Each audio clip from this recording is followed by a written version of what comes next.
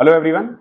सो आप लोगों ने देखा होगा एसएससी ने कुछ नोटिस डाला है। नोटिस एज इन उन्होंने ना कैलेंडर जो है ना उसमें थोड़ा सा फेरबदल किया है। फेरबदल age in date of advertisement से है, लेकिन जो एग्जाम का डेट है वो बिल्कुल सेम रहने वाला है। जो सीजीएल का नोटिफिकेशन 11 जून को आने वाला है, बहुत बच्चे वेट कर रहे थे कि अभी तक आया नहीं है, वो अब एक्चुअली में 24 जून को आएगा और एमटीएस का जो है वो 27 जून को आएगा।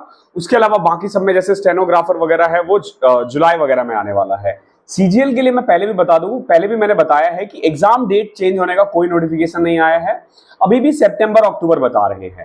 सितंबर अक्टूबर का मतलब हुआ कि सितंबर एंड से स्टार्ट होगा और अक्टूबर तक चलेगा। ओके, बाकी 5-6 दिन 10 दिन ये लोग प्रीपोन और पोस्टपोन कर सकते हैं, इसमें कोई बड़ी बात नहीं है।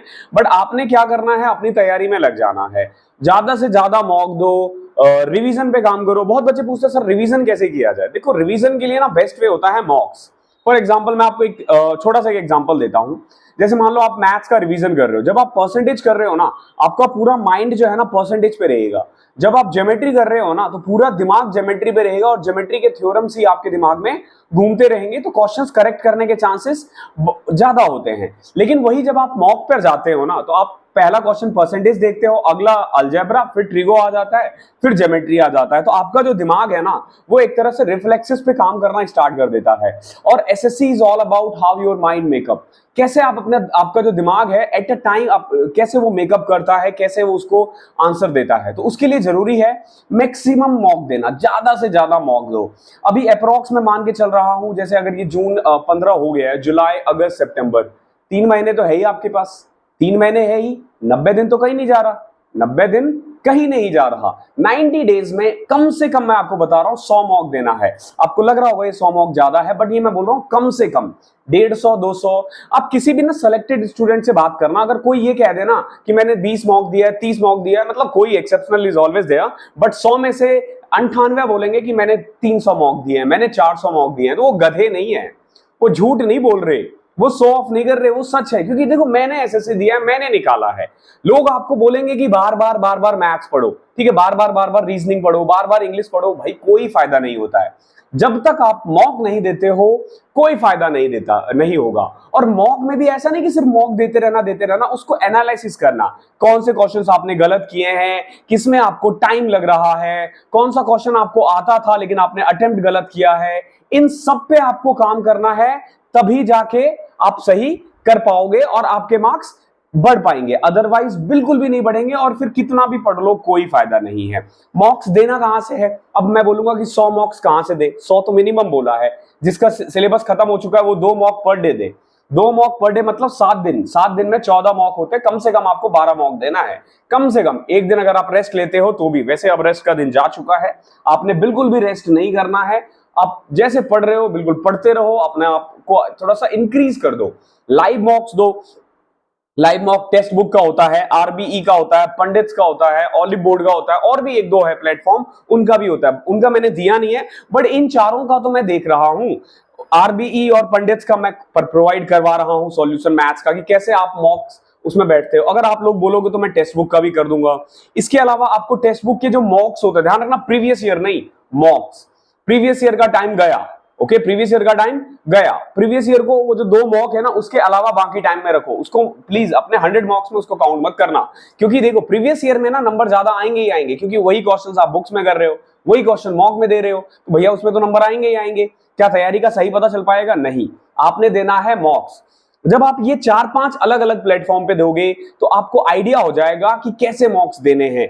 टेक्स्ट बुक पे अभी सेल भी चल रहा है, 14, 15, 16, 17, ये 4 दिन का सेल है। मैंने टेलीग्राम पे डाला है, इस पे यूट्यूब पे भी डाला हुआ है, नीचे डिस्क्रिप्शन में भी मैं लिंक दे दूंगा। एमबीए कोड लगा दोगे, 12% का एडिशनल डिस्काउंट मिल जाएगा। अगर और कोई कोड है आपके पास जिससे इससे ज्यादा डिस्काउंट मिल रहा है, वहां से ले सकते हो, लेकिन लो, एट द एंड जो मैटर करता है लो। मैंने आपको बताया, मैं कम से कम आपको 60-70 मॉक करवाने वाला हूं, जिसमें से जो आरबीई का लाइव मॉक है, वो पंडित्स का लाइव मॉक, ठीक है। और अगर आप लोग बोलोगे तो मैं टेक्स्ट बुक का भी स्टार्ट करूंगा, तो 3 मॉक तो ये हो जाएंगे पर वीक। इसके अलावा देखो, 3 पर वीक है, 10 वीक बचे हुए हैं, तो 30 मॉक तो मैं आपको यही प्रोवाइड कर दूंगा ऑलमोस्ट। और 40 जो ई मॉक है उसका भी सॉल्यूशन मैं प्रोवाइड करने वाला हूं। तो ये जो 70 मॉक है, अगर आपने ये 70 मॉक अच्छे से सारी वीडियोस देख ली, सब सारे कंसेप्ट आपने समझ लिया, मेरी गारंटी है मैथ्स में तो कहीं आपके नंबर नहीं जा रहे, कहीं नहीं जाएगा, एक नंबर नहीं जाएगा। लग जाओ तैयारी में, फालतू में टाइम खराब नहीं करना, ठीक है। नए नए स्ट्रेटेजी मत देखो।